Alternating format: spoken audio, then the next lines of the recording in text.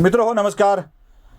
ST. कामगारांचे वकील Gunratna Sadavarte यांच्यावरती ST. कामगारांना शरद पवारांच्या घरावरती हल्ला करण्यासाठी चिथावणी दिल्याबद्दल अटक करण्यात आली. त्या गुन्ह्यानंतर त्यांच्यावर मराठा आरक्षणासंदर्भात बेताल वक्तव्य केल्याचा गुन्हा दाखल करण्यात आला. पाठोपाठ राजेंची बदनामी केल्याबद्दलचा गुन्हा दाखल करण्यात आला. सातारा, सांगली, कोल्हापूर, बीड, पुणे आणि अजून कोणकोणत्या शहरात त्यांच्यावरती गुन्हे दाखल करण्यात आले. गुणरत्न सदावर्तेंना एकदा झालेली अटक बरेच दिवस त्यांना वेगवेगळ्या जेलचा प्रवास घडवून आणणारी ठरली. गुणरत्न सदावर्ते जे बोलत होते ते योग्य की अयोग्य या भानगडीत मी पडणार नाही, मला त्यात जायचंही नाही आहे. गुणरत्न सदावर्तेंच्या बाबत आणखी एक केस दाखल झाली आहे बार काउन्सिलमध्ये आणि त्यांच्या वकिलीची सनद रद्द करण्यात यावी असं त्या तक्रारीत म्हटलेलं आहे. यात असं म्हटलं आहे की गुणरत्न सदावर्ते यांनी आपल्या वकिलीच्या नियमांची पायमल्ली केलेली आहे, मानदंड ओलांडलेले आहेत, ते असभ्य भाषेत बोलतात, ते जास्तच बोलतात, त्या व्यक्त होताना त्यांच्या मर्यादा नसतात. या सगळ्या कारणास्तव त्यांची वकिलीची सनद रद्द करण्यात यावी आणि त्यांना भारतातल्या कोणत्याही कोर्टात वकिली करता येणार नाही अशी शिक्षा देण्यात यावी अशी मागणी देखील या तक्रारीत करण्यात आली आहे.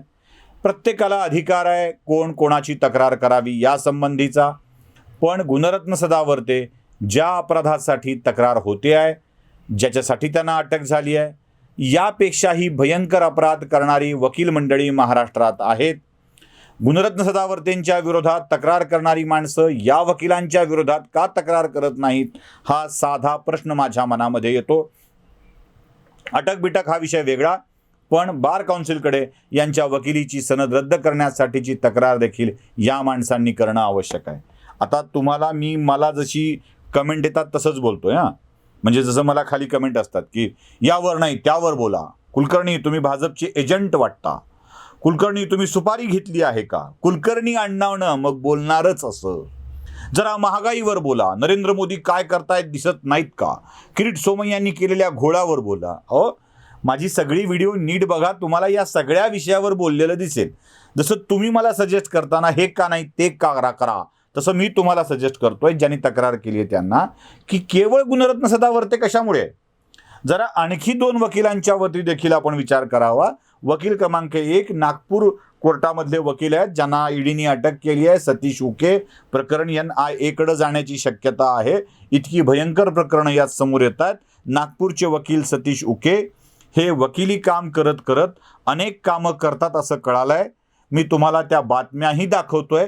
सतीश उकेनी काय काय केलंय. नागपूरमधल्या बिल्डरला खंडणी मागितली आहे, खंडणी वसूल केली आहे. याच सतीश उकेवर न्यायालयाने अवमानना करण्याचा खटला दाखल केलाय. एकदा नव्हे 2दा खटला दाखल केलाय. याच सतीश उकेनी गोरगरीब अपंग शेतकऱ्यांच्या जमिनी आपल्या नावावर फसवून घेण्याचे उद्योग केलेले आहेत आणि त्याबद्दलही उकेवरती गुन्हे दाखल झालेले आहेत. वकिलीची सनद, वकिलीचं ज्ञान, वकिलीमुळे झालेला संपर्क, मग तो राजकीय असेल की प्रशासकीय असेल, त्यातून निर्माण झालेला दरारा, याचा खुबीने वापर करत सतीश उके लोकांची जमीन ताब्यात एका पाठोपाठ एक घेत राहतोय. त्याच्यावरती कोर्ट सुद्धा कारवाई करत आहे आणि एकही माईचा लाल उठून यांची बार काउन्सिलकडे तक्रार करत नाही, जशी गुणरत्न सदावर्तेची केलेली आहे की याची वकिलीची सनद रद्द करण्यात यावी. एकानेही तक्रार केलेली नाही. जो न्याय तुम्ही गुणरत्न सदावर्तेंना लावताय तोच न्याय सतीश उकेला देखील लावणं आवश्यक आहे आणि तो लावला गेला पाहिजे. सतीश उके एकट्यावर मी थांबत नाहीये, पुढे अजून सांगतोय.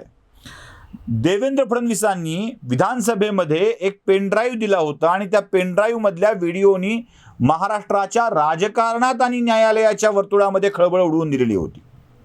एक सहाय्यक सरकारी वकील प्रवीण चव्हाण ज्यांचं नाव, ते आपल्या कार्यालयात बसून षडयंत्र आखतात. वकिली काय असते?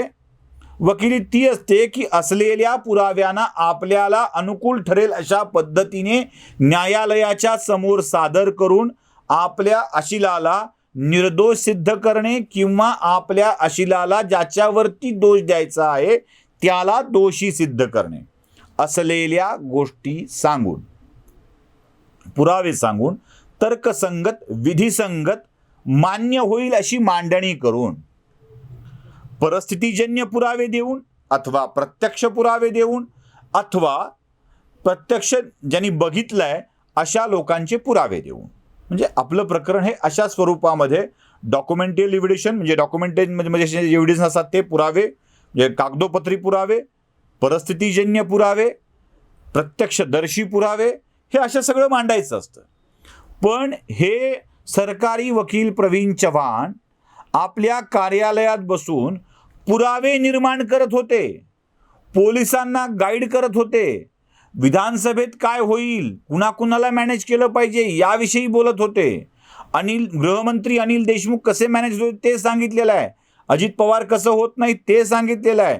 म्हणजे हा व्यक्ती अक्षरशः विरोधी पक्षाच्या लोकांना अडकवण्यासाठीचं षडयंत्र आपल्या कार्यालयात बसून आखतो, जे कोणत्याही वकिलीच्या न्यायसंगत प्रक्रियेत बसत नाही. याला वकिली म्हणत नाहीत, याला बडवेगिरी म्हणतात, याला सुपारी घेणं म्हणतात.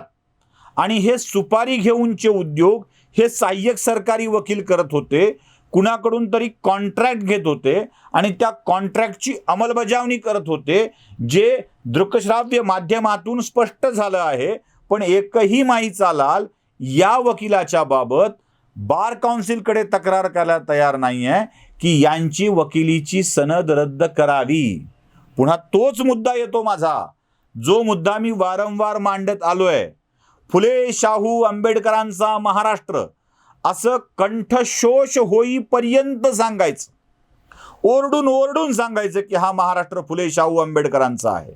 पण राज्यमंत्री संजय बनसोडेला आपल्या बाजूला जागा देताना मात्र खाली चटई देखील असली नाही पाहिजे याची व्यवस्था करून बसवायचं. कारण संजय बनसोडे हे मागासवर्गीय आहेत. एक बाई हनुमान चालिसा म्हणण्यासाठी मातोश्रीच्या समोर जाते आणि तिला मागासवर्गीय म्हणून अक्षरशः राजद्रोहाच्या गुन्ह्यामध्ये अटक करायची. तिच्या पश्चात म्हणजे ती उत्तर देऊ शकत नसताना, ती जेलमध्ये असताना तिच्या शपथपत्राचा उपयोग करून अक्षरशः खोटी माहिती जगाला द्यायची, कारण ती मागास जाती जन्माला आलेली आहे. गुणरत्न सदावर्तेवर वाटेल ते गुन्हे दाखल करायचे, त्याची सनद रद्द करण्यासाठीची मागणी करायची, कारण गुणरत्न सदावर्ते त्याच मागास प्रवर्गात जन्माला आलेला आहे.